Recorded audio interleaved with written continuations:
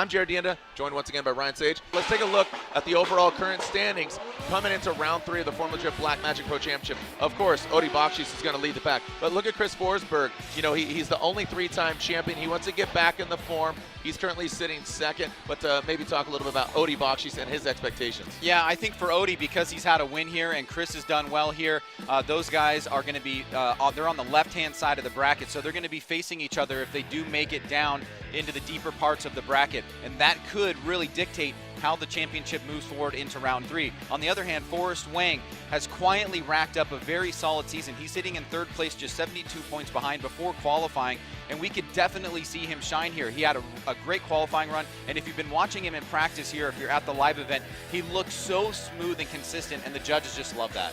Peter Wiecek, he is just somebody, again, James Deane not in that top 5. I believe he came into this round in 10th position. Peter Wiecek, love what he's doing, and that car, they might look the same, but those are new cars this year. It hasn't really helped James Deane, but it's definitely helped Peter Wiecek. Yeah, Peter has been on the winning side of the stick so far with the Worthhouse 2 S15s, and you can see what it's been doing to his championship chase. Just 102 points out. Very easy to overcome that. He looks strong, he's aggressive, and an aggressive driving style, I think, is very suited to this track, and that's going to be good for Peter. So Frederick Aasbo knows what the feeling is like to dominate at this track, but also have to suffer engine failures and problems that get him out of competition. This is an opportunity for him to recapture that momentum that he's going to want if he wants to chase for that 2nd championship. Well, he is the #1 qualifier, right? 97.99. And we're back here with Judge Ryan Lantain. Ryan, we set up the show yesterday. Everybody is slotted into their position based on qualifying. So we have everybody going head-to-head. 2 drivers are going to compete in those single elimination head-to-head battles. Each battle consists of 2 runs. That gives each driver the ability and the opportunity to lead and chase to show how they can be better in both positions. The higher qualifier will then lead on that first run, and then we're going to determine who is the winner. Either we find a winner or we don't. We could sometimes be split, but it's either we're going to find a winner right away or we're going to go to one more time. The D-cell map, incredibly important for this track. It gives the lead drivers an opportunity to know where the natural slowdowns may be for the lead drivers to help protect the chase driver and give us the best tandem. Give us some detail on how you guys have laid this out. The goal of the D-cell map is to make for better tandem. It makes for closer driving because the chase driver is confident in knowing that that lead driver can only slow down where the track is marked in red on this map. And if the lead driver decels anywhere else on the track and that chase driver happens to make a correction or hit the lead driver, that blame goes on the lead driver. Right. That gives the confidence to the chase driver to be really close and push everywhere on track, knowing that the only places the lead driver can slow is where you see red on the map right there. Well, and we know that pushing hard is something that you guys tell the drivers to do a lot. You also lay out for them their goals, both in the lead position and in the chase position, and you go through that in detail in the drivers meeting. So give us a nice overview of what the fans should expect at this track.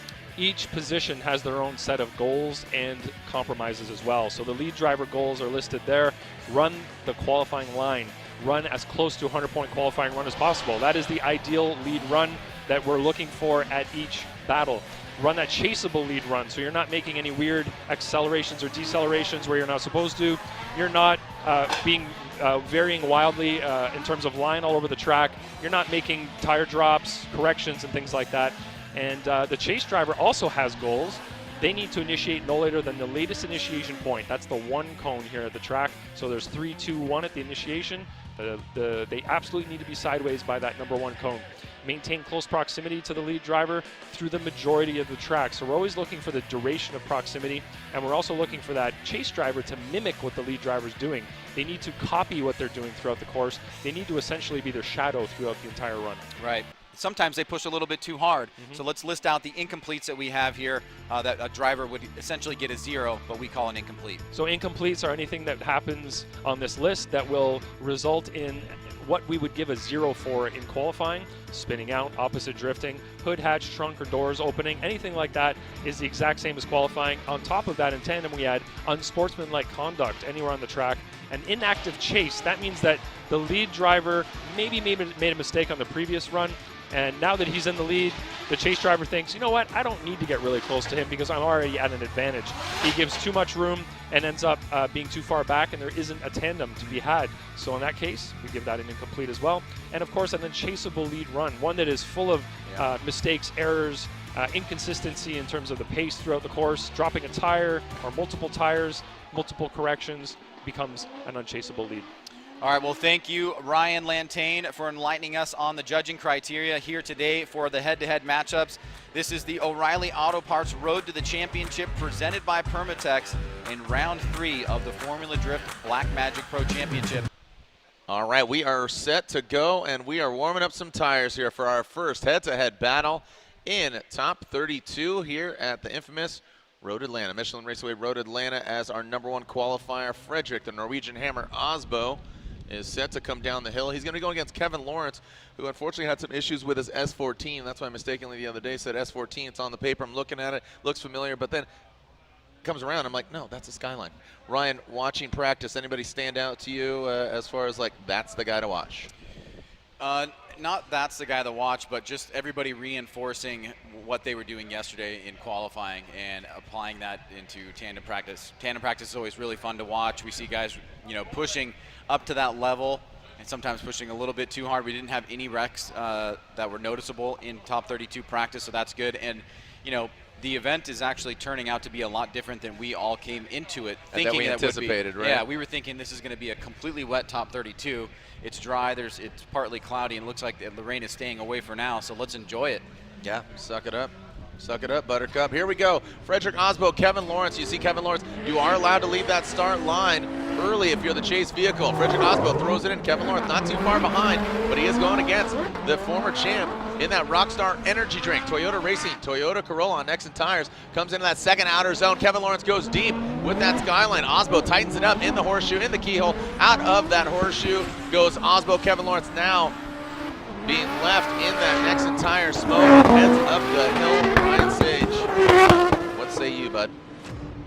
Well, you see Aasbo doing what he does out front. We talk about it all the time, but he is so consistent with it. Great start to his lead run here. Kevin Lawrence falling back a little bit, trying to gain some proximity here. You can see that gap being established coming into that first outer zone and in the second outer zone. Aasbo very, very locked in here. I like this transition coming down the hill, and watch this quick snap back. He catches the angle, boom, right there, and then flows right through that last inside clip. So as we go on board with the drone, you get a good perspective here of the line that Aasbo's taking. He gets right out to the edge of the course, right before the rumble strip, which is where the zone ends. If drivers go out on the rumble strip, it's not extra points. They just need to get to the edge of the track, but they won't receive a deduction unless they actually go off course, Jared. So now we're going to switch things up. Kevin Lawrence fighting here in the top 32 against Frederick Aasbo, who will now take the chase position. Yeah, Frederick Aasbo, I assume, has an advantage here, just very dominant, and knowing Frederick Aasbo, he's going to be right there to the side of the Skyline, just not leaving it in the judge's hands. Might give himself a little bit of room, but knowing Aasbo, he's going to go for the gusto. Here we go. Going to that first front clip, Kevin Lawrence initiates Frederick Aasbo, and the judges want to see them in-line initiation. So as Kevin Lawrence gets to that first outer zone, looking a lot better with the clean air, get that second outer zone. There's Aasbo, tucked right into formation in that keyhole. And now out of that, there's the quick little touch and go. Both of them filling that touch and go, and that last clip, a good effort by Kevin Lawrence in the lead position, but Aasbo just so dominant there in the chase. Yeah, not a whole lot of questions there or ambiguity. Aasbo stuck with them through that first inside clip. Chased him up the hill here. Kevin Lawrence laying down a pretty solid lead run here. I like the angle as he enters that second outside zone, but Aasbo tucked up on the inside, still maintaining the correct line in the chase position. And here Aasbo opens up a little bit, lets Kevin get out, and then right here tucks up on the inside as Lawrence wraps through that final inside clip and keeps the proximity tight. So good effort by both drivers. Looks like Frederick Aasbo is just a bit too strong on this first battle. Slide him left for Lawrence, right for Frederick Aasbo, and there you go. It's unanimous. Frederick Aasbo gets the win. All right, so next up, our battle is the Beast from the Bay and also this man, Jeff Jones. Lorette Nickel is with him now. Well, a lot of you fans know that Jeff Jones in Long Beach broke his finger in 2 places. And Jeff, you had to go to the ER and you were still on the track on Saturday. That's amazing. Yeah, that was a rough part of that day, right? It's you want to have a smooth beginning of your year, and breaking the finger, having to get 8 stitches, and having to qualify like that. And then, oh man, so got through Saturday, whatever, did our thing, and then even Orlando, all these tracks, the rounds are so close together. So in Orlando, it was still hurting. I couldn't do much with it. Now I can actually kind of touch it, and it doesn't kill me every time. And I'm able to be a little bit more hands-on, because, I'm pretty hands-on with my team. Now, luckily, my boys are just taking care of me and running it, and we're able to get through here. And going against Matt Field, what's your expectations? Yeah, I don't know. What a jerk. Like, I qualified with a 91, and I get 16th place, and he goes and qualifies and gets 17th place. So I'm going against my boy Matt Field for like the 100th time, and he should be like a #1 qualifier, and I got to go against him. So thanks, buddy. My expectations, I'm going to run it hard, man. I've beaten you, like, I think once or twice, and you've beaten me like 4 times. I'm going to kick your butt. Best of luck. Thank you, guys. What a legend. Jeff Jones, he's just makes me so happy. Yeah, he does. He definitely. I don't know what he's gonna say, and usually it's just some funny stuff, and he's just saying what's at the top of his mind, and I can completely appreciate that. And coincidentally, he's going against another driver that definitely speaks his mind. He wears his heart on his sleeve, and you can see when he's kind of feeling the flow and feeling the vibe. So this should be a fun one to watch. And like he said, good homies. But now one's gonna rise to the occasion, and one's gonna be watching from the sidelines. Here we go, Matt Field and Jeff Jones. Jeff Jones qualifies higher, so he leads first in that top. Edelbrock, 370Z, Matt Field in tow. That Falcon tires. Oh boy, look at that. Matt Field slides right up to the side of Matt Field. And now bringing it out of the keyhole. Matt Field dropping back a little bit here. I'll tell you what. When watching practice, Jeff Jones was really impressing me, and not only in the lead position, but in the chase position. Well, this is the best that he's qualified. He's looking pretty strong. He has a little bit of hesitation on initiation there. Field anticipated it. He got that early initiation, got right in the pocket, but now Jones is really laying it on, coming up into this second outside zone. Here comes Field, closing the door from the first to second outside zone, keeping it tight here, but Jones back on the throttle, mashing it through. A little bit of separation here as Jones starts to pull away towards the finish line. Field falls back 3-4 car lengths, and here it is coming up into outside zone 1. You can see Field anticipating Jones's line, stays nice and tight there. Great shot overhead here as Jones hits that inside clip. This is where we see that first little separation point from Field to Jones. Field with a little bit less angle there, and then he fell back towards the end. So Jones on fire here in his lead run. Well, it looks like the fire is kind of smoldering right now. He called the competition timeout. So unfortunate for Jeff Jones. He calls the competition timeout. Didn't look like anything was wrong. I mean, looked pretty solid. And like I said, in that chase position in practice, he looked really good. So wonder what's going on with him. Next battle is our 3-time Formula Drift champion, Chris the Force Forsberg, going against the local Georgian driver, Taylor Hull, in that Comp Cams Cadillac ATS-V. So as Taylor Hull progresses the sophomore season for this vehicle, he's your local Southern boy here. LS the World, this is the cam for you. I feel like we've seen that commercial quite a bit here this weekend. Chris Forsberg sitting on the line, that NOS energy drink. Nissan 370Z on Nexen tires. Chris Forsberg changing engine packages. That's kind of the thing that is notable about his program. Changing to the GTR, the VR setup. Stroked out. I know OCD Motorworks working with them and a few other companies as Taylor Hull pulls to the line. Taylor Hull would love to do well here in his home state. But he's gonna have to go through Chris Forsberg, who qualified 8th. Taylor Hull qualifying 25th. All right, the lights extinguish, and we're ready to send it here. A little nitrous purge there from Chris Forsberg on the line. If you haven't seen Drift This on Motor Trend On Demand, I encourage you to watch it. Him and his fellow Blackout member, Ryan Tuerck, as well as Dylan Hughes, building some fun cars. Check out Drift This on Motor Trend On Demand, but right now it's all about Drift This 370Z. Coming into that first front clip, here comes Chris Forsberg. Tight to that front clip, Taylor Hull shimmies his way up, and Forsberg filling all that outside zone, the first outer zone coming to the second outer zone. Just barely dips that back left corner, and Taylor Hull keeping pace. Just a couple car lengths back is Taylor Hull. And Forsberg slingshots out of that touch and go and into the final clip. That was the first front clip. Well, it looks like Taylor Hull did his homework here. He anticipated the initiation from Chris very well. Chris has been very consistent with that initiation through practice and qualifying, and you can see it's paying dues for him here. He's on a great line coming up the hill, reaches out to this outside zone. Great job there. A little bit less angle from Taylor as he tries to close the door. Now leaving the horseshoe as both drivers head down. A little bit of separation here as Forsberg gets on it. Taylor Hull backs off a little bit, and you can see that gap established on run number 1 towards the finish line. Here it is right here as Chris gets into that first and second outside zone. Taylor right there with a little bit less angle, trying to gain proximity. And he drops a tire coming down off the course. We shared some conversation in the drivers meeting about that section there. A lot of drivers really want to try to get the right line coming out of the keyhole, and sometimes they got to take that tighter line. They want to know how the judges feel about it. And you know, of course, in head-to-head matchups, it's all about the comparison from run 1 to run 2 and the lead and chase comparison. So now we will go to the lead for Taylor Hull. Taylor Hull will lead. He's going to line up those Achilles tires underneath his comp cams, Cadillac ATSV. Chris Forsberg initiates right there into on that first front clip as Taylor Hull separates himself from Forsberg. Now getting in that outside zone, another situation where looks a lot more comfortable out front, similar to that of Jeff Jones. Forsberg right there allows a little bit of space to chase him down and brings him into that final clip. Taylor Hull and Forsberg head back up the hill. Ryan, stand-up points for you? Well, you can see Chris really initiated with them right there, tried to stay close on that first inside clip. Nice transition back around by Taylor Hull.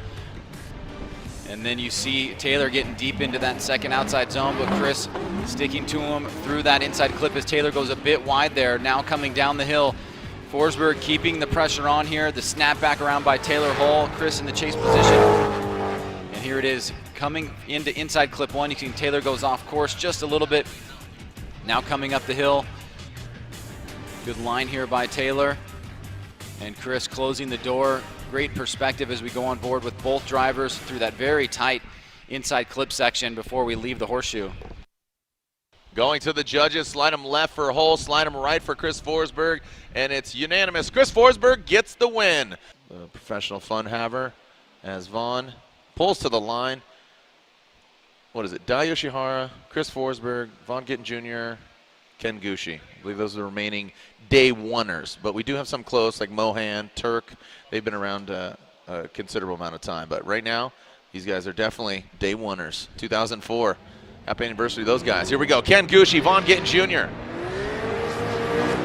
As Ken Gushi initiates, Vaughn Gittin Jr. chasing him down. Some distance between them as Gushi very fluid as Vaughn now catches him on the uphill into that second outer zone. Gushi dips some tire into the dirt. Vaughn Gittin Jr. flexing on him as they come back down the hill into that final front clip. Ryan, it looked like Gushi was going to pull away from him, but going up the hill, Vaughn caught him. Yeah, great initiation by both drivers. You can see Vaughn was really poised here to attack. Gushi silky smooth going up the hill. Vaughn starting to creep up here, and then Gushi goes deep into this first outside zone, drops a tire. Vaughn follows him. No drivers make the mistake of going way off the course, and you can see big smoky clouds coming from Ken Gushi and Vaughn Gittin Jr. right there on that switchback coming back around. And a great start here to run number 1. Here's where Vaughn starts to close the door up the hill. Gushi reaching out to this first outside zone. Very close there by both drivers in proximity. You can see Vaughn just tapping that inside clip, trying to keep that line as tight as possible. And now we switch things up as Vaughn Gittin Jr. will take the lead. Vaughn in that Monster Energy Nitto tire, Ford Performance Mustang RTR Spec 5D will now lead. And Ken Gushi now chasing him down. Are we going to have a clear victor? About to find out. Come on, Vaughn and Ken Gushi. Vaughn, big angle there, taking out that front clip. Loved, you always talk about that kind of expectation and seeing and expecting that. And Gushi did a really good job, I thought, on the transition. Now it looks like he's struggling a little bit here in the chase position out of that horseshoe. And a big, thick, oh, and look at that. I was just talking about that smoke line, and it looked like, oh, and Gushi, oh, Vaughn spins across the finish line. You can't really see it, but Vaughn spins out. Wow, that was interesting. I thought Ken Gushi was going to spin out, but let's take a look at it again here, Ryan. We definitely want to take a look at that closely, and these two orange cones down here are the finish line, so drivers are expected to be drifting through the finish line. Vaughn starts out here, pulls a little bit of a gap on Gushi. Gushi trying to close the door. Vaughn, nice job on that second outside zone. Gushi with a little bit less angle here, tight. One of them looks like Vaughn just touched that inside clip. Now coming down the hill here, huge smoke cloud. Now let's watch this final turn. Watch Gushi too, though. Gushi goes across that inside clip, and Vaughn just past the finish line. I'm surprised they didn't make contact there. Let's see if we can get another perspective. Yeah, it was Gushi that just tapped that inside clip. Both drivers going crazy, driving through the smoke line. Here's Vaughn coming through the finish line. Yeah, Gushi tight on that inside clip. He does going pass the finish line. It looks like he did. He drifted past the finish line, and it looks like he did tap that front left corner. Sorry, Vaughn spinning after the finish line. We'll see how the judges interpret that. Slide him left for Vaughn, right for Ken Gushi. Ryan, Andy, and Brian say Vaughn Gittin Jr. So going to Lantaine, looked like Ken Gushi definitely got affected by the smoke, but Vaughn spun. But it looked to me like it was after the finish line. Yeah, the finish line are those two tall orange cones at the bottom of the hill. So Vaughn was well past that when he dropped the tire and spun. Mainly why we went with Vaughn is his lead run was a lot cleaner than Gushi's. He got out to outside zone 2, whereas Gushi dropped the tire or 2 up there. Vaughn followed Gushi really well. Gushi dropped the tire there, so did Vaughn. Gushi dropped the tire at inside clip 2, so did Vaughn. He kind of mimicked him all the way around the track and did a really great job. And in Gushi's chase position, he dropped tires where Vaughn didn't. And again, that spin was not really counted towards Vaughn as it was well beyond the finish line. Thank you, Ryan Lantaine. So speaking on the judges' behalf, this is the second half of the Jones and Field battle. If you can recall, Jones led right thereafter. He called his competition timeout, 1 and done. You're only allowed 1 competition timeout for the entirety of the weekend. Jeff Jones utilizes his. Wonder what went wrong. It didn't look like he had any issues, and like I said, he was looking really good in the chase position in practice. Can he mimic that once again? Is he 100% as Matt Field initiates strongly into that first front clip? That Falcon Tires Borla exhaust Corvette built by the Drift Cave. The Beast from the Bay gets that second outer zone tight to that front clip. Just barely scuffing it. And now coming back down the hill into that final front clip. Ryan Matfield looking good out front. Jeff Jones could have been a little closer, but I love the driving. Well, there's a little bit of separation from Jones to Field on the first lap towards the end, and a little bit of separation here between Field and Jones on this section of the course. Nice job by Field getting into that second outside zone. Here's Jones trying to close the door. He navigates this section really well. He's able to stay tight to Matt Field coming through this final turn, but then Matt pours it on. You can see that final little blast through the finish line. So a good run 1 and 2 from both guys. And now we go to the judges. Left for Jones or right for Matt Field. Unfortunately for Jones, he gets knocked out in that next tire. The Doc Edelbrock 370Z. Matt Field continues on in his Falcon Tires Borla exhaust Corvette. Next up, Sebastian Gauthier is going against our defending champion, James Deane, who qualified 4th in yesterday's qualifying. Sebastian Gauthier barely getting in, just there at 29th position. Sebastian from Quebec City. He's back there in that S14. James Deane already on the start line. And James, after a couple of events, both at Long Beach and then going into Florida, having some issues with his vehicle, just some odds and ends. I know he had issues with his nitrous. So hopefully he's worked it out. As Deane on the start line, and Gauthier will chase.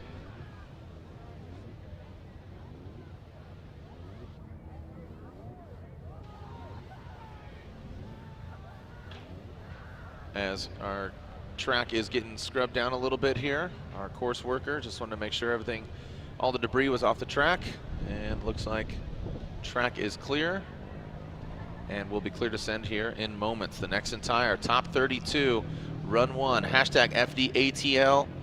For any of you fans that are here in the building, I see a lot of phones out there, so be sure to tag at Formula D and hashtag FDATL. Let everybody know you're out here, or if you're watching the comfort of your own home or workplace or wherever you may be, let everyone know we are live from Michelin Raceway Road, Atlanta. And here we go, the Wordhouse Drift Team Falcon Tires S15. James Deane transitions in. Sebastian Gauthier with a straight line approach. Might be a little too late there for Seb. And now coming in that first outer zone goes James Deane into the second outer zone. Expecting the lead driver to have a near perfect qualifying run or the best of their ability, and James Deane did exactly that. Sebastian Gauthier punts that final clip. Ryan? Yeah, Deane has been pretty consistent this weekend, starting to ramp up and build up his case for another podium. He has not had one this year so far, but looking really good here. The car looks dialed. You can see he's able to establish this gap from Sebastian Gauthier, but still maintain all of the judging criteria points, getting out to the outside zones, hitting those inside clips. Nice fluid transitions back around. Gauthier falls off a bit more there towards the end. And watch how quickly you can see Deane gets right back on throttle at that first inside clip, mashes it up the hill here. Gauthier is trying to find an opportunity to attack. He opts to still take that wider line, and he wouldn't have been faulted there for taking a shallower line to try to gain proximity here, because that is the most noticing aspect of this first part of their battle. We were expecting, just coming in here, there it is. Current weather conditions, so cloudy, 79 degrees Fahrenheit. Winds coming out of the west at 6 miles per hour. And it's a beautiful, clear day with a sky full of clouds. As now, Sebastian Gauthier, the second half of this battle. I don't know if this helps Sebastian calm his nerves or make him even more anxious as he's going against the defending two-time champ. James Deane, Sebastian Gauthier now coming in to this first front clip. Big angle from him. James Deane, maybe give himself a little bit of room. Don't know if that's a good strategy, as Sebastian can definitely strike. Gauthier, sounding like Rice Krispies out there. Snap, crackle, pop. Exiting out is Gauthier. James Deane, big angle. He does get to that touch and go. Sebastian does not go to the touch and go. James does. Ryan, I think James could have been a little closer, but I think it was calculated. Yeah, I think he knew that Gauthier was really far behind. He gave him a little bit of room here. I like Gauthier's attack coming through the S turns at the bottom and then up here into this second outside zone. Pretty decent job there, but leaves the door right there. This is where we see a lot of compression where both drivers come together, and then usually here the driver with more grip accelerates out forward, but Gauthier goes a little bit wide there on the S turn coming down. Deane's able to take advantage of it and keep the proximity on through the finish line. And slide him left for Sebastian Gauthier, or right for James Deane. James Deane gets the victory, and he will move on. So Bakchis and Mohan are next battle after Dylan Hughes and Tuerck Stratton. This should be fun as two young guns, rising stars in the Formula Drift quilt that is, again, Formula Drift. So Tuerck Stratton, he's warming up his tires in his Lingenfelter Stratton Chevrolet Achilles tire, Corvette. And there is more Achilles tire underneath the vehicle of Dylan Hughes, the Dozer, another member of that blackout team, the Permatex, changing up sponsors every round. So this year got Permatex livery on the side, O'Reilly Auto Parts on the hood, this VA-powered BMW, prepared by himself and Huddy Racing. Dylan Hughes will lead. He qualified 13th, Tuerck Stratton qualifying 20th. Here comes the Dozer. He will be leading. Tuerck Stratton giving chase. Dylan initiates. Tuerck Stratton dips that tire in. Now coming ripping up the hill comes D-Hugh. In that second outer zone go both the drivers. Tuerck Stratton giving him a couple cars here. And now bringing it back down the hill. Dylan into the touch and go. Tuerck does as well. Might have been a car lengths back, Ryan. Again, Dylan, this is a new car for him, but he's making it look really good. Yeah, I think he's building confidence here. We saw some great runs from him yesterday, and he's certainly one to watch coming into the Pro Championship this year. You can see he does a great job with that first and second outer zone. As you mentioned, Tuerck was a couple car lengths behind. He started to close the door on that first inside clip, but now leaving the horseshoe. This is where we often see a lot of separation. And you see a bit here. Tuerck Stratton a few car lengths back and even further right past the finish line. Here it is on board with the drone. You can see as Tuerck Stratton navigates through that smoke line, looking for that opportunity to attack, but Dylan just too fast there and still maintaining good judging criteria overall in the lead position. Man, look at all this Achilles tire smoke. You can see just how thick it is. We saw it last night in Pro 2 competition. You throw those lights on it at night, definitely gets very dense and very difficult to see through. A lot of the drivers actually pausing their beginning of the run because for sight. So right now, Tuerck Stratton will now lead the Dagger against the Dozer. Oh, and look at this in line as, was there contact there? Don't know if there was contact. What happened here between Tuerck and Dylan Hughes? Dylan continues on through the course, and they're gonna shut him down by design. So that caution flag there because we go counter course. So definitely don't want to have any incidents. So as we look overhead here, you can see on the right-hand side, boom, that's a bump. So yeah, well, that's confirmed now. And I think the things to keep in mind in terms of the initiation, the lead driver does have the right of way. Dylan was behind him, so he was clearly giving Tuerck the right of way. 1 cone. So he's just about initiating about that 1 cone. So slide him left for Tuerck Stratton, right for Dylan Hughes, Ryan Andy Bryan. So it looks like Tuerck Stratton will unanimously get the win and throw into Ryan Lontaine. Lontaine, I have to assume that hit. Dylan Hughes was at fault, but I'm gonna have you elaborate. Yes, sir, he was. You can see in the replay, thanks to that wonderful drone footage, that as soon as Tuerck Stratton started to initiate, it looks like Dylan tried to get himself in close, but didn't quite initiate and rear-ended Dylan. Tuerck, sorry, yep, sending Tuerck off the track at inside clip 1. So we did put Dylan at fault for that, as he was not doing what he was supposed to do in that area. Didn't really give Tuerck Stratton the best opportunity to put together a good lead and send him off track. Tuerck Stratton, the Dagger, will move on in his Lingenfelter Achilles tire Stratton Chevrolet Corvette, aka the Drift Vet. So Lorette had some words with Kyle Mohan. Adrian, here you go. Hold on one more day at least. Maybe we'll see the little Mohan on Mother's Day when Kyle can return home. And speaking of babies, Bakchis, Amy, and Odie, the Bakchis family, growing from 3 to 4 just about a month ago. A couple months ago now, right? But Odie Bakchis, our current points leader, he won at round 1 in Long Beach. He won in Orlando. He, of course, is your points leader, and he is just a fierce competitor. The caliber of driving we're seeing from Odie Bakchis is definitely one to watch. But Kyle Mohan wants to play spoiler and rain on his parade. Oh, don't say the R word. Sorry, apologize.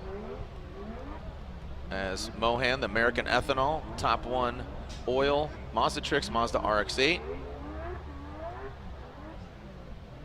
Warm up his tires back there. And of course the signature teal and blue Falcon tires livery on the Falcon field suspension S14.5. And it looks like we are ready to send it.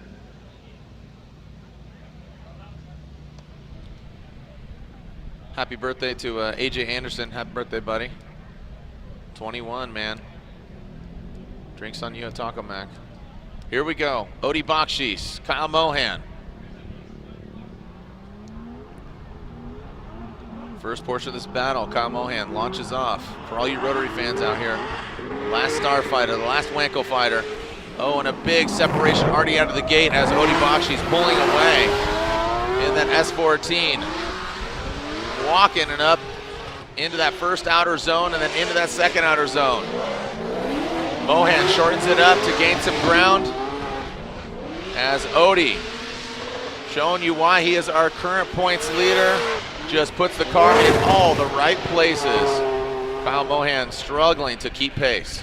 Yeah, just not getting the jump out of the gate that he wanted, and Odie with all that grip and speed just blasting away. You can see making his way up the hill, a big separation here. We still see Kyle in the picture, but as they get into this section, the crunching section of the course right there on that inside clip, he's able to bring it back around a little bit, but then Odie is gone again. Big smoke line there from Bakchis, and now we will switch things up. Here we see Mohan trying to close the door there. coming through that section of the keyhole to try to gain proximity, but Bakchis is already past the finish line, so big separation there for a good chunk of the course. And now it'll be Kyle Mohan's turn as he'll take the lead here. Kyle Mohan out front in that RX-8. I think the real deciding factor for Odie to have this points lead and those 2 wins is his chasing. He is just looks like Mohan having some issues here, or was that a jump? Did he jump the light? All right, so Mohan did jump the light. That will be a strike against Mohan. And he'll pull back up to the line.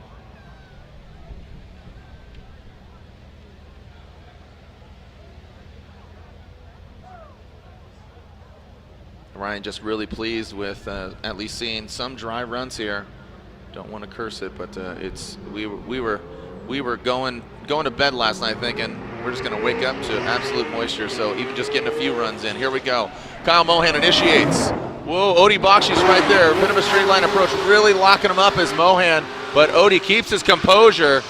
Mohan ripping up the hill. Oh, and Odie taps him. Mohan stays in it. 2 gladiators on the track.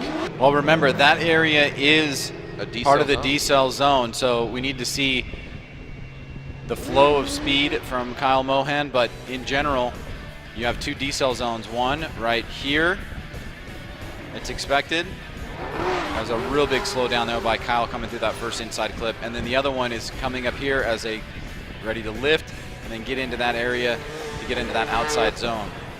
So a tough break there for both drivers, but potentially, depending on the way this goes, a tough break for Bakchis. All those things taken into consideration, unfortunately, I'm kind of leaning towards the side that Kyle, might have slowed down, and looks like that would be the case. So Bakchis does get the victory. Again, Adrian, maybe we'll throw Kyle on a red eye to get home, but it looks like Kyle Mohan's day is done. Going to you, Lontaine, and am I correct in saying just kind of all those things accumulated to Kyle just crawling through that section, and Odie can do nothing but hit him? Exactly. That's not an area where we want drivers to stall up that much, slow down that significantly. He wasn't on a line that would have taken him out to outside zone 2. You could see that he was slowing a lot. There was no smoke. So we all deemed Kyle at fault for that just because of the extreme slowdown in that area.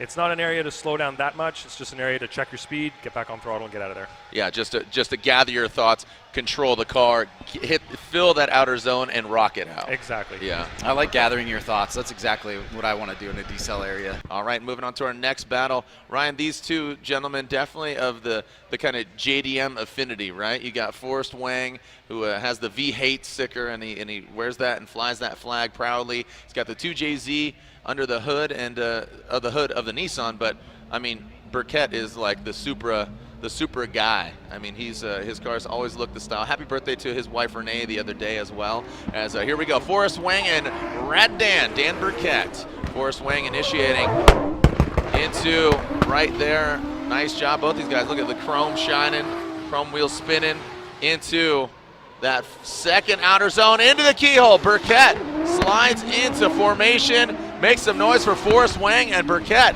coming out of the keyhole. Some serious Nexon and Achilles tire smoke ripping around the track. We got 4 JZs, not 2 JZs. It's unbelievable the amount of smoke these 2 guys are making. Almost from any angle, it was hard to see him coming out of the keyhole, but a great job by Forrest. Huge angle there. And look at Dan Burkett not backing down. He stays with him coming up the hill, tries to minimize that separation. Forrest goes deep into that zone. Surging is Dan Burkett, taking that inside line there, try to close proximity. Now watch, Burkett's going to get up on the inside here to try to stay as close as he can to Forrest. Nice transition back around. A little bit of a flub there from Burkett, but I love the aggressiveness. If he's going to make a mistake, you'd rather be it in proximity and while being aggressive. Here they are going up the hill. Forrest right out to that outside zone. Here comes Burkett. Ooh, yeah. Surging forward there, and then he has to back off. You get a good display of the degree of angle comparison between those 2 when he did surge, and then that was that second surge there. So Now we let the smoke clear out of here as we will switch things up with Dan Burkett going the lead, Forrest Wang to the chase. Yeah, Burkett almost exceeded the front nose of Forrest Wang, but that's, as you said, that aggressiveness. And with Forrest Wang just very smooth, like you said, Ryan, a lot of expectation, a lot of the drivers just preparing for what they're going to expect from that lead driver. And Burkett did a really good job there. As you said, if you're going to make that mistake, just go ahead and be aggressive. Be aggressive, be aggressive. Here we go, Dan Burkett out front, and Forrest Wang in that chase position. On that front clip, Forrest Wang right there behind him. And Dan Burkett powering up the hill into that first outer zone, into that second outer zone. Forrest Wang takes a shallower line, Ryan. Dan Burkett through the keyhole and outside. As Forrest Wang tucks into that smoke trail and Burkett transitions into that final clip. Burkett and Wang, a solid run there. Make some noise, Atlanta. This would be a massive upset if if Burkett was able to beat Wang here. He slingshots out. Both drivers initiate at the same time. Forrest doing a great job staying with him through that first inside clip. Now transitioning up the hill. Here comes Burkett, maxing out the throttle. Nice angle here by Burkett. Gets out to that outside zone. Forrest, a little bit of a tighter line. Right here through this inside clip, through the smoke line. Massive plume of smoke by both drivers. You can see driving back, a little bit of a correction there by Burkett in the front, and then a tiny bit of separation here towards the end. Look at this right there. Both drivers very, very close on that inside clip. Forrest, good proximity there through inside clip number 1. And then Forrest here on that nice line, a little bit tighter, however. Burkett goes a little bit wide on that inside clip, now coming down the hill here. And this is a battle, everybody. The judges have a tough call here. Wang had a big correction there as well on that touch and go. You saw the car kind of straighten out in the transition. Yeah, I mean, just a great battle. Make some noise if you would, Atlanta and around the world. Forrest Wang and Burkett. Slide them left for Dan Burkett or right for Forrest Wang. And Forrest Wang gets the win unanimously. As I want to get some clarification here from Ryan Lontaine. Ryan Lontaine going to you unanimously. Forrest Wang getting the win. Some people are screaming one more time. I mean, what do you think? I mean, obviously, I know what you think. Go ahead. Do you know what I think, Jared? That I'm a very handsome man. And, yes, absolutely. Yes. Okay, go ahead. You're great at your job. Just a better job overall from Forrest in the lead position. Did a better job coming up the hill. If you compare where Forrest was to where, darn, I'm spacing on names. Dan Burkett, he missed outside zone 1, didn't do as good of a job on outside zone 2 either. And in Burkett's chase position, he dropped tires in a couple of areas where he should not have, especially coming out of the horseshoe area. He dropped 1, potentially 2 tires there, and made a couple of other little mistakes throughout the course. All right, thank you very much. Making history here. Making history with this vehicle, the Camaro EL1, the first ever electric vehicle in Formula Drift competition. He qualified yesterday, and it's the first time we're seeing it. The Napoleon Motorsports turnkey team vying for their S13 on the first round in Long Beach, then in Orlando, and now here going against Chelsea DeNofa. And DeNofa, this is going to be a hard act to follow, literally, as Chelsea has been on fire. He qualified second. He went from that 0 to a 98 on his second run. And he got a podium at our previous round here in Orlando, and here we go. Both these guys from the Pacific Northwest. And here we go, DeNofa and Reeder. DeNofa initiates. And a good All-American battle as well, but quite a contrast from the V8, normally under the hood of the Camaro, as DeNofa comes up the hill. Travis Reeder getting left in the dust right now, and now through the keyhole, and exiting out is DeNofa. Reeder now exiting down. Electric Woogie Woogie, as now DeNofa brings it around. Yeah, really the only car you're going to hear out there is DeNofa. Right.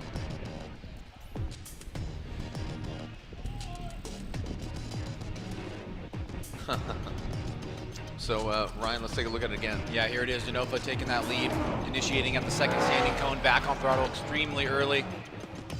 Reeder trying to hold pace. You can see DeNofa's got big angle coming into outside zone 2, threads the needle perfectly right there. Reeder trying to hold his own through that inside clip. Coming through the smoke line is Reeder, but DeNofa is back on it. Nice snap back around. Good positioning on the track. Here they are coming up the hill. You can see Reeder struggling trying to gain proximity. I like how he was trying to cut the line a little bit to gain proximity, rather have him be close and so far back and at least have him in the fight, even if he has to take a deduction.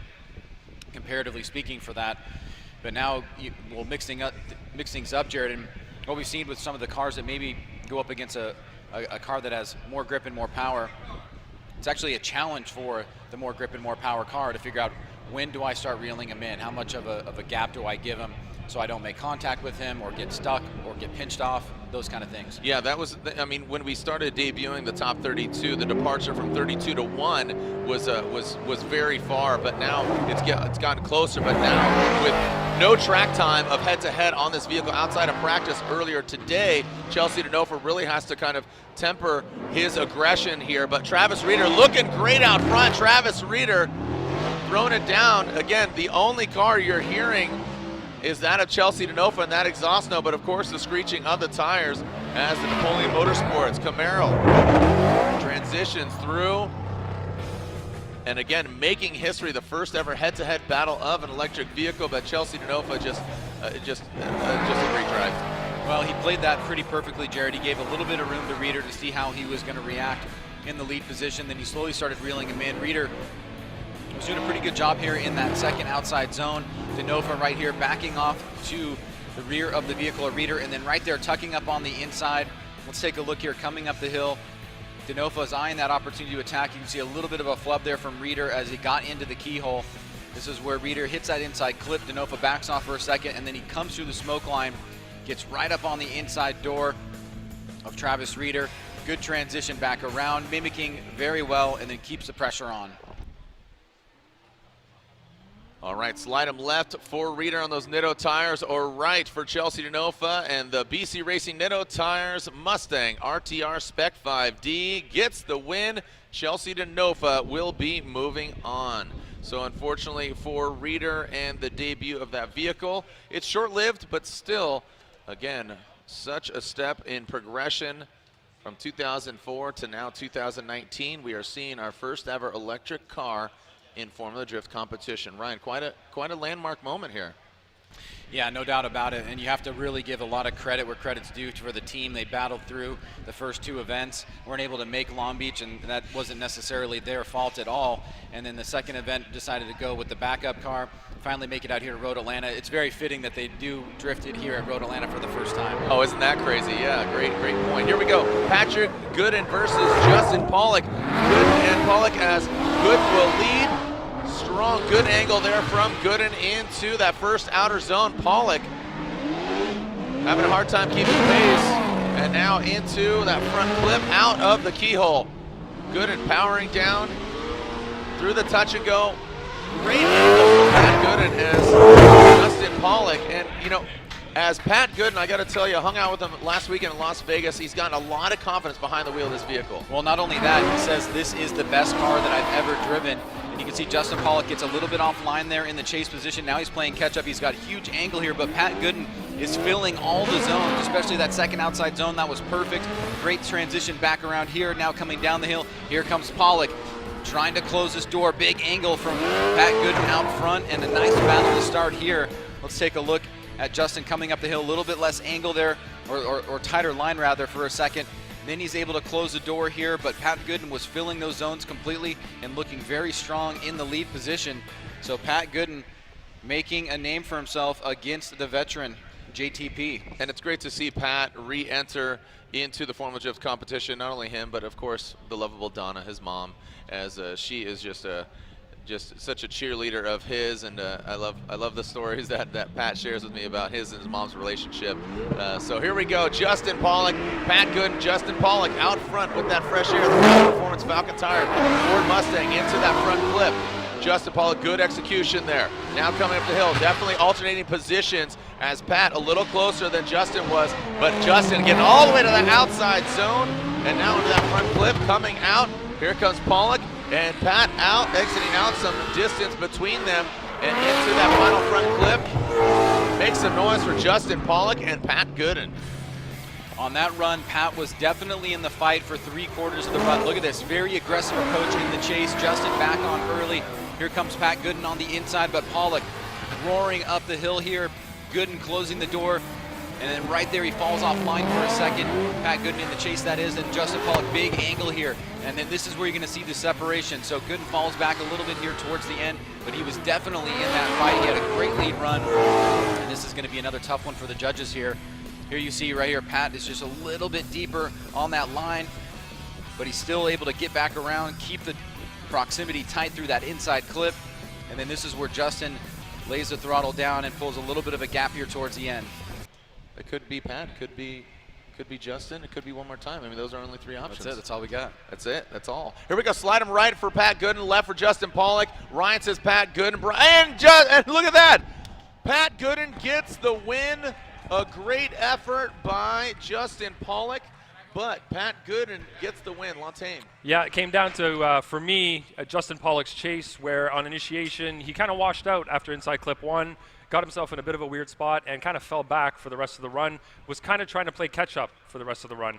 But in terms of Pat Goodin's lead, did a great job, and in his chase, he was right there, did a great mimic against JTP, and just put together a better lead and run overall, lead and chase run overall. Thank you so much. Congrats to Pat Goodin. Donna, he's moving on to the top 16. We're going to take a short commercial break. More battles when we continue. I'm Jared Deane. I'm joined by Ryan Sage as we have just a few more battles left. 2, 4, 6.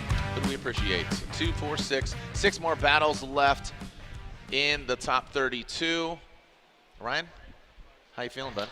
Yeah, looking pretty solid so far. We've got a nice little left side of the bracket filled in. Yep. 2 battles into the right-hand side of the bracket. So DeNofa will be taking on Pat Goodin in the top 16. And we still have 4 more battles to go. No, 6 more battles to go. DeNofa, Goodin, yeah, 6 more battles to go. So our next battle, this is Daijiro Yoshihara, and that one of those handful of FD veterans going against Ryan Litteral, who's campaigning a vehicle, the Power Stop Koru Works 350Z. Yoshihara here in this turn 14 distribution. Falcon tires, BRZ on Hughes oil. And into that front clip. Ryan Litteral chasing him down. Both these guys with the V8 power. Into that outer zone go both the vehicles. On the front clip. Exiting out, Litteral right there on the door of Yoshihara. Litteral transitions into that final and some aggressive driving. Very clean up front is Yoshihara, but Litteral aggressive in that chase. Like I said, Jared, we would love to see drivers be over aggressive and make mistakes and be far behind. Silky smooth out front. Litteral, like you said, pouring it on, almost coming close to making contact there with Daijiro Yoshihara. Super close. Now snapping through, he takes that inside line here, and he gets right in the pocket next to Dai. Dai transitions back around, Litteral transitions, mimics it perfectly. As you see, Dai very deep into that first outside zone. Here's Litteral here. Beautiful shot on board with the drone now coming through that inside clip. This is where Litteral tucks in here. He's going to drop just at the left front and a little bit of the right front there, but you know, overall the aggression played very, very well there for him. Yeah, liked what Litteral was doing. Now he's going to be out front. Yoshihara in that chase position. Litteral from the 909 flying that ATL flag on the roof. The Rocket Man that is, I call him Elton. I don't know what we decided on his real name, but I like Rocket Man Elton on the roof, ATL. Here we go. Ryan Litteral out front. Yoshihara in that chase position. Litteral initiates in the first front clip. Yoshihara tucks in. Now Litteral bringing it up the hill. All the way to outside zone. First and second. Yoshihara even going deeper. Look at Yoshihara now chasing him down. We got a dogfight. Oh! And coming out of the keyhole. Want to take a look at that. I switched from the monitor over to actually utilizing the naked eye. And let's take a look. Was contact made, or did we have a spin out from Litteral? Well, I could not see from that vantage point. I think Litteral may have spun, but that was just from the way that the car looked going into the keyhole or coming out of the keyhole. You can see Dai is very close here. Litteral on the transition back around, and then right there you can see as he's transitioning, it looks like he may have just overextended, but we'll get a better look here. Here we go. This is it. Right, yeah, he spun. Oh, he spun. So there was no contact made. Litteral just came out hot and heavy out of the keyhole. There was no contact prior either. Watch this transition. Dai allows him to transition, and unfortunately for Litteral, he spins out and rotates right here. Whoop. Scoopity loop. Loop the scoop. Scoop the loop. So slide him left for Litteral or right for Daijiro Yoshihara.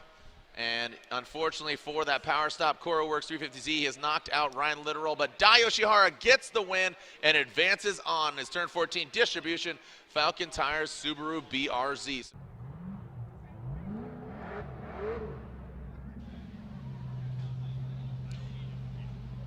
An all BMW battle here. Two very similar driving styles from Heilbrunn and Michael Essa. These BMWs, two very different engine setups though. Heilbrunn vying for the V8 and Michael Essa going for the Bimmer engine.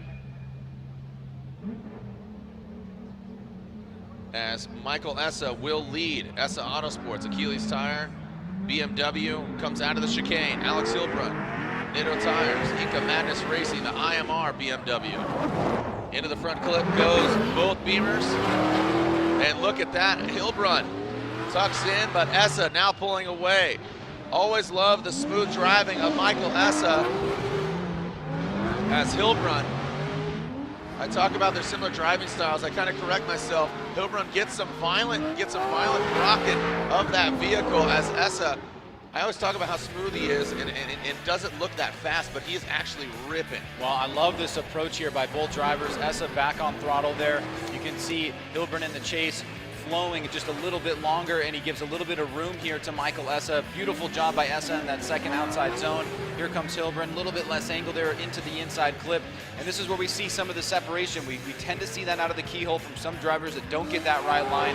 That was definitely a topic of conversation at the drivers meeting, but here you can see Heilbrunn was on, he pushed a little bit wide there, didn't hurt him too much. He was still able to keep relative pace to Michael Essa, but Essa's not really making any mistakes out front. You can see a little bit less angle there from Heilbrunn on that inside clip. And then this is where Essa really maxes out the throttle. You get this bigger separation coming down through that final inside clip. And then there's Heilbrunn finally in the frame. All right, so only one half of this battle left as Heilbrunn will now lead. Michael Essa will give chase. Remember, halftime, you get to meet and greet your favorite drivers, open paddock, so go say hi. I know I'll be partying down there with the Gum Out guys. Here we go, Heilbrunn out front, Essa in that chase position. Heilbrunn initiates. Onto that front clip go both the drivers. Heilbrunn with that maxed out angle, that definitely looked sick. And Heilbrunn comes into that second outer zone, just flirting with the dirt there. Trying to blast the sand people there with the sand blaster, and Heilbrunn rips out of the keyhole and brings it up the hill. Ryan, I mean, two rocket ships of vehicles, man. Well, Heilbrunn may have brought the scales back to neutral or in his favor here. You can see both drivers get a good jump. Heilbrunn absolutely on fire, maxed out angle, pulls a little bit of separation from Michael Essa. Essa makes a little bit of adjustment in the chase, and he went deeper into that second outside zone. And this is a pretty similar aspect of the run that we saw in run number one here, with the separation coming down the hill, but this time it's in Heilbrunn's favor, and Heilbrunn crosses the finish line. Watch as he exits the keyhole here. He's on the throttle, very heavy. Michael Essa on the inside there, trying to close the door, but Heilbrunn is gone, and he passes through the finish line, doing a great job in the lead position. Let's go to the judges, Heilbrunn or Essa. Or are they going one more time? 5 battles left, including this one. 4 if we get a deciding factor here. 4 battles after this if we have a winner in this battle. Left for Heilbrunn, right for Essa. Ryan says one more time. Andy says Heilbrunn, and Brian says one more time. So they are going at it again. We have 4 more battles left. Lorette Nickel caught up with, I have to assume, a very happy man, Donna's son, Pat Goodin. Well, Pat Goodin just said, what do you want me to do? To get out of the car or sit in? He decided to sit in because all of that energy is being harnessed, staying in the car. Pat Goodin, you take the win. Congratulations. Thank you so much. This is the best car in the entire world. Matt and Drift Cave and Part Shop Max and on the Achilles, this is the best car that is here. I will bet money on it. Man. It's so good. What's so amazing is the video that came out after Orlando, your sheer exuberance and joy of driving this car, and it's showing. Yeah, and the run was good. It was a 97, but it was just driving this and feeling what a drift car is supposed to feel like, and feeling everything. And in 2016, I ran my own program, and it was terrible. 17, that's a whole nother issue, and we didn't make one top 16, and the car was always broken, and now it's just, I'm in this perfect machine that is perfect. We are so happy for you. Congratulations. Thank you. Guys. I don't know what to do with my hands. Just psyched, dude. You can just feel it. I mean, we're both smiling and giggling up here. Yeah, I love it, man. The enthusiasm, the happiness. I mean, that right there, that's a moment. That's a life moment right there. I'm tearing up a little bit. I'm happy for him, man.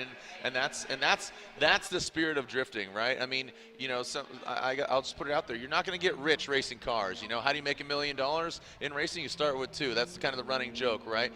Definitely there are drivers that do it and succeed and monetize this passion, but that passion sometimes and that cup and that being filled and that fulfillment, that joy, that ecstasy is just sometimes moments like that. You're not choosing this life unless you have a high degree of passion. Let's just put it that way. There you go. I appreciate it. All right, here we go. Ryan Tuerck versus João Barion.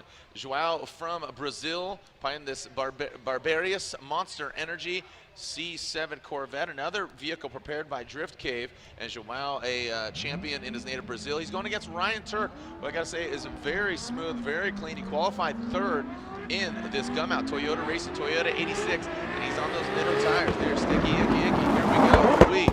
As Ryan Tuerck initiates into that first front flip, and João kind of overshooting that front flip in that chase position. Now into that first outer zone goes Ryan Tuerck, into the second, and now into the front flip goes Tuerck and João. Not too far behind is João as he exits out. Ryan Tuerck maxing out that angle and that smoke trail. Thick, very thick there for Ryan Tuerck. Ryan? Well, Tuerck gets a good jump here as we take a look at the replay. Let's see exactly what transpired with João in the chase position. Looks like he just fell a little bit behind after he pushed too hard through that inside clip, was not able to make up ground. Tuerck, meanwhile, out front, nice solid line.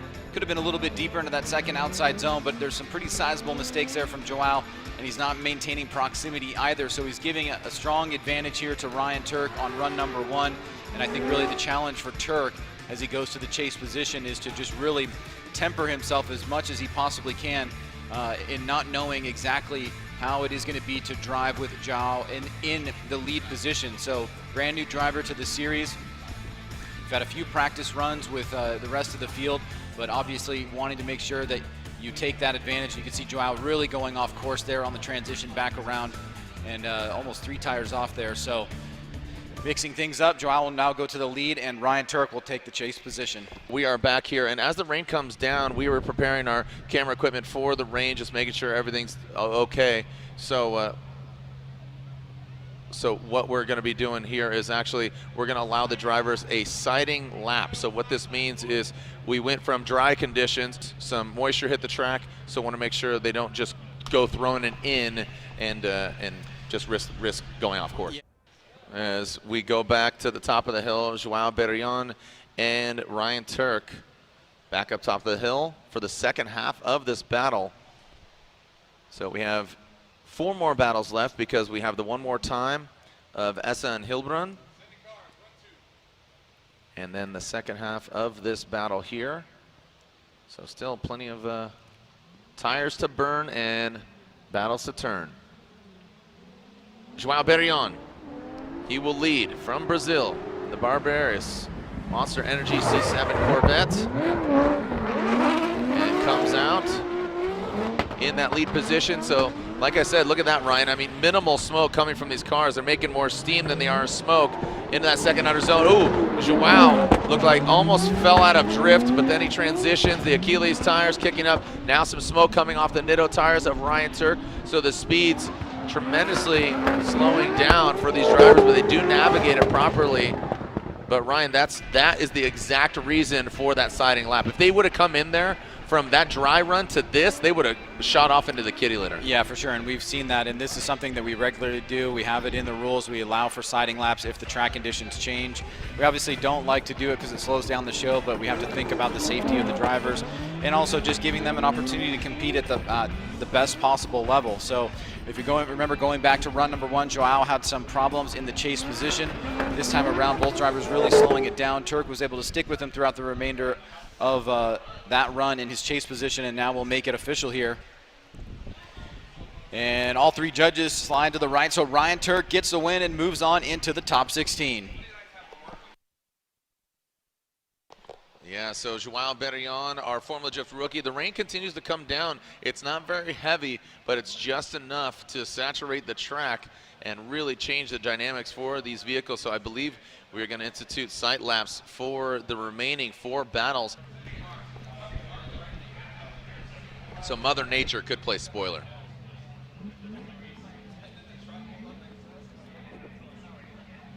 Windshield wipers are on. Helmets and gloves, kitted and committed. Here we go. The one more time battle between Essa and Heilbrunn. The battle of the BMWs. A little slow drip here into that first front clip. Go both the drivers. Quite a contrast, right, from that first battle they had. Now going to this one more time. That's a great example here. Now coming in. Good thing here is the smoke trail, not a factor. We saw so much smoke kicking off these cars in their first battle. Now coming down the hill comes Essa, a wide swing. Doesn't get out to that touch and go. I wonder what kind of modifications and adjustments the other remaining battles and the other vehicles are making right now. They're like, oh boy, batten down the hatches. Yep, no question about it. They'll be switching over setups or making adjustments as best they possibly can. Both drivers get through that first inside clip pretty close together. Now Essa on the throttle here, trying to move away from Alex Heilbrunn, but still hitting that first outside zone and the second outside zone. He comes up a little bit short there. Heilbrunn trying to close the door here, trying to find as much grip as he can in these wet conditions. Now transitioning down the hill, Michael Essa finds that wide line, makes a little bit of adjustment. Heilbrunn trying to follow him, stay close, and both drivers stay on course through the finish line. Here you see Essa entering the keyhole midline. Heilbrunn following him on his exact line.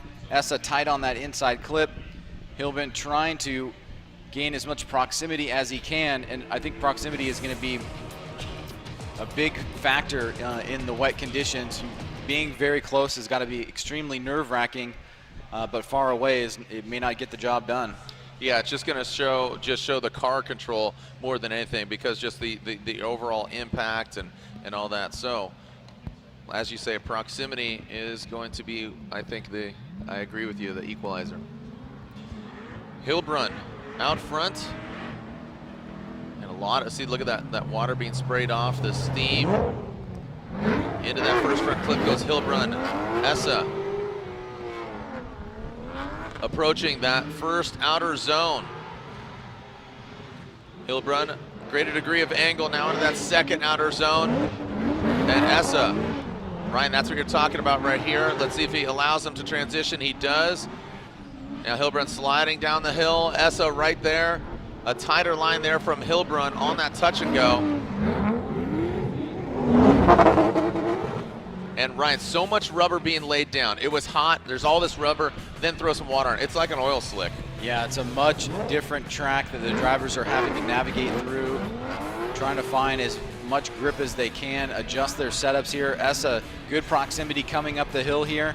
Has to back off for a second, looking for an opportunity here to nose in against Alex Heilbrunn. Nice job by Heilbrunn here, keeping it in drift. Really, the speeds come down, and look, the proximity here from Michael Essa coming down the hill, a big noticing factor between run 1 and run 2, being able to navigate through those sections of the course while still maintaining proximity to the lead driver. Slide him left for Heilbrunn, slide him right for Michael Essa. Michael Essa gets the victory and will advance on into the top 16.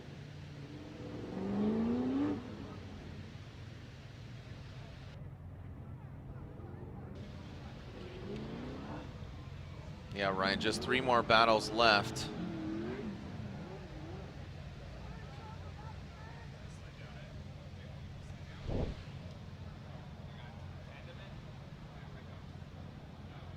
And we are now prepared for this wet battle, the final of the 3. We have 3 more battles. Deane Kearney will lead, and then Oracle Lighting, Achilles Tire, Dodge Viper, Matt Coffman in tow, and that 959, he's on Achilles Tires as well. Let's go ahead and throw it in. Bit of a slow-mo initiation there into that first front clip. Deane Kearney taking a very tight line. Looks like Matt Coffman getting thrown off a little bit here as Kearney into that first outer zone, approaching that second outer zone. Now Coffman gains a lot of ground. Oh, and a big correction there from Coffman. Looks like he comes to a halt there in the keyhole. Now exiting out is Kearney, and Coffman now with that correction and that straightening. Oh, buddy. And bringing it all the way out to that rumble strip, Ryan. Yeah, if you're Matt Coffman, you're not going to be happy with that, and it's really unfortunate because the pro class has been competing in dry conditions all weekend long, only to be left with 4 battles in the top 32 and then get wet conditions and have to make an adjustment on the fly. It's just a lot to ask here, but the pro driver's doing a good job. Let's see as Deane comes into this second outside zone. Coffman starting to close the door here, but he comes up real tight to Deane, and he slows down and he loses drift there. He has to reinitiate. Looks like it's going to be an incomplete for Coffman in the chase position, but we still have one more run to go as now Deane will have to chase him down and Matt Coffman goes to the lead. Coffman will now lead, Kearney giving chase. Here in these wet conditions, we are live here at Michelin Raceway Road, Atlanta. The Achilles tires underneath these vehicles, making steam, not smoke. And Coffman comes into that second outer zone, looking very comfortable. And now exiting out into that touch and go and that final front clip. There goes Coffman.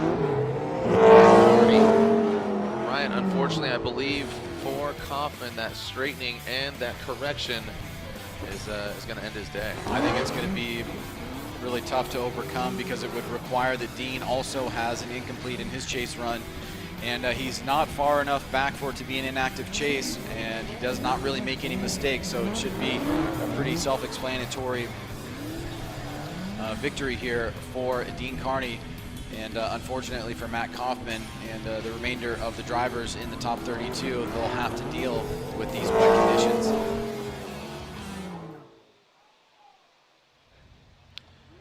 Here we go, slide him left for Coffman, right for Kearney, and as we quoted and stated, there you go, Deane Kearney gets the victory. Kearney will move on. 2 more battles left. Piotr Wiecek from Poland, and coming us from Italy, Federico Sciarifo in the Fiorella on the Nexen tires, warming up his Nexen tires. And then our final battle will be Kazuya Taguchi versus Jonathan Castro. And here we go with this battle. Ryan, like you said, I think we definitely got, let's call it what it is, lucky. You know, with we literally thought today was just going to be all moisture all day long, and we really lucked out.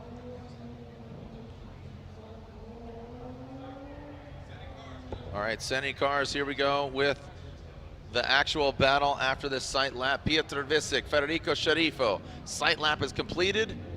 Let's see who's moving on, the Polish driver or Federico Sciarifo. And Piotr Wiecek initiating into that first clip, and Federico not too far behind. This is what I was talking about, that equalizer here for Federico. That big V12 Ferrari right there on the door. Not as much angle there, and this is what you're talking about, proximity, Ryan. And Federico keeping calm, good composure from him as Piotr out of the keyhole, and he is right there on the back end of that S15. As Federico, the rain, to be honest, could quite have helped him as Piotr Wiecek qualified 6th, Federico qualifying 27th. Yeah, Federico looking pretty settled in the rain. Good initiation here by Piotr Wiecek. Here comes Federico. Good job on proximity, and you have to imagine slowing that vehicle is going to be pretty challenging, so he's taking a big risk here, staying super close. A little bit less angle here. Piotr Wiecek getting out to that outside zone number 2. Nice job by Federico with the proximity, trying to take the fight to Piotr Wiecek, and again, there he is right there. Great job, but as he transitions, he will fall off the line a little bit there towards the finish line. coming through this section here. You'll see on the transition back around, he's going to have to back off a little bit, and Peter Wiecek is able to pull a little bit of a gap there towards the end. But I think proximity is going to make a big difference in these runs, and especially the duration of proximity. Well, Federico will now lead.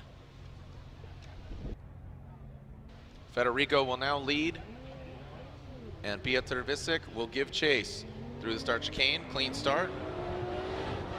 We haven't seen anybody hit a cone yet, which is nice. As Federico comes in hot. Whoa, Federico gets into the kitty litter, just dips that back right toe in. And now look at Peter Wiecek. He's touching tire right there on the door of Fiorella. The Wordhouse Drift Team, Falcon Tires, Silvia S15. Exits out, Fiorella with some massive angle there. And Peter Wiecek.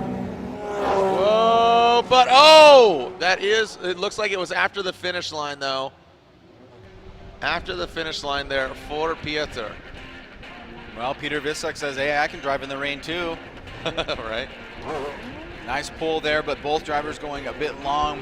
Obviously, as the lead driver, Federico does have some responsibility there. And look at that tap right there by Peter Wiecek. Federico staying in it, wanting to have a good battle here. Here's Peter Wiecek keeping it tight on the transition, coming back around. A little bit of a gap established there. Now Peter wants to try to close the door. Federico goes a bit wide there, leaves the door open for Peter, and he's able to catch it, and he does go off course, but it is past the finish line.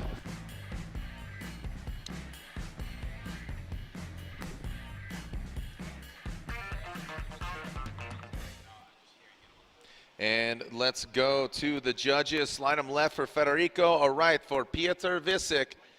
And Ryan, Andy, and Brian say Peter Wiecek. It's unanimous. So Peter with the advantage, or not with the advantage, with the overall win. And we have one more battle left, Ryan. You know, you feel for the drivers if they're here in the wet, but they got to power through and deal with what they're dealt. Kazuya Taguchi in that up garage, Achilles tire S15, and Jonathan Castro in the Jurdo Metal Dam Toyota Racing Toyota 86 on Racing tires.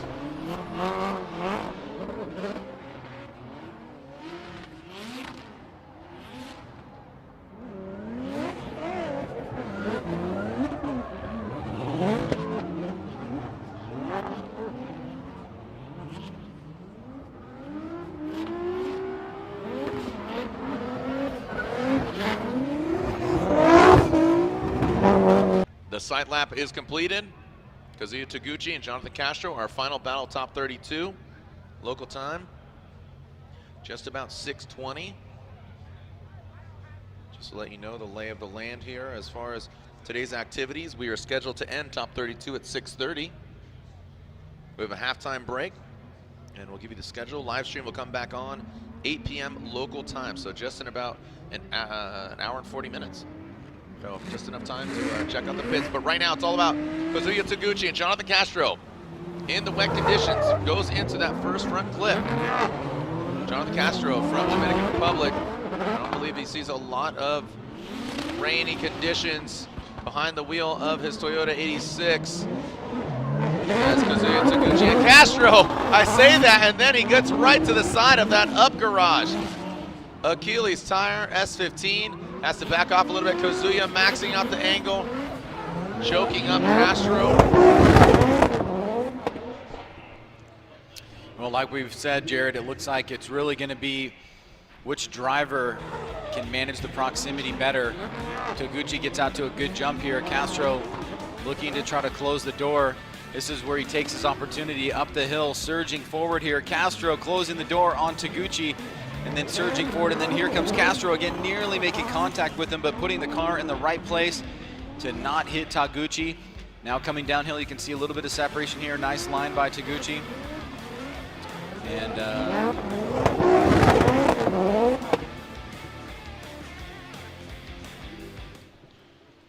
all right, so there is a little replay there of Castro and Taguchi knocking off that back bumper, Ryan.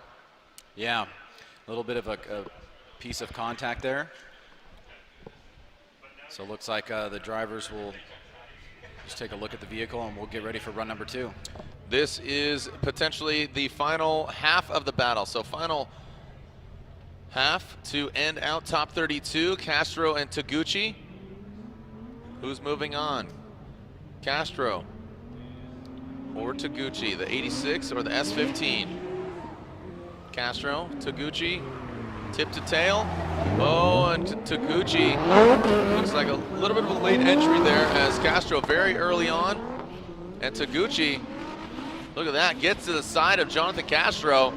Gets that second outer zone, goes Castro, Taguchi, zeroes in. Allowing him to transition is Taguchi. Now coming back down the hill is Castro. Into that touch and go area. Taguchi goes into the backside as Castro continues on. So some real moments there for both drivers. Let's take a look at the initiation from Castro right before the standings 2 cone. The chase driver just needs to initiate by the last standing cone. In these conditions, I think you can definitely take advantage of that. And now both drivers headed up. Nice job by Taguchi keeping Castro in his sights, maintaining relative proximity, and then diving in right here, very close. Transitioning back around, Taguchi once again. Try not to let Castro run away. Castro, good angle there. And Taguchi dives in at the last moment and tries to keep that proximity on. Here they are in the horseshoe here. Great job there by both drivers. Taguchi trying to keep as close as he can in these conditions, give him a little bit something extra for the judges. And then that transition right there, ooh, he looks like he does. Little tap there. Both drivers saying it. And now we go to the judges. And here we go, the results. Jonathan Castro or Taguchi. Slide him left for Castro or right for Taguchi. Ryan says Castro. Andy says one more time, and Brian says Jonathan Castro gets the win. Castro gets the win and advances on. And Ryan, I want to go to you real quick because Taguchi had that contact. It looked exciting, but I think he kind of saved. Castro kind of saved Taguchi on that. Yeah, potentially. It came down for me to Taguchi's lead run was pretty sloppy. He slowed down in a lot of areas where he wasn't supposed to. Brian's shaking his head. He agrees with you. Yeah, he agrees with me. Right here at inside clip 2 is where Taguchi really slowed down, and that's where Castro was able to get close. But it also choked up Castro at the same time and was not where he was supposed to be slowing down. In the chase position, Taguchi dropped tires in a few different places. He did surge there at the final inside clip and kind of bump into Castro, but despite that little excitement at the end, we felt that Castro did a better job in the lead and the chase positions. Thank you, Ryan Lontaine, Brian Eggert, and Andy Yen. There are webcast times, 8 o'clock local time, just before 6:30. An hour and a half. Grab a drink, grab some food, but get prepared. Top 16, and hopefully, Mother Nature, everybody cross your fingers, cross your feet, cross your toes, cross everything, say a prayer. Let's get some dry conditions here at Michelin Raceway, Road Atlanta.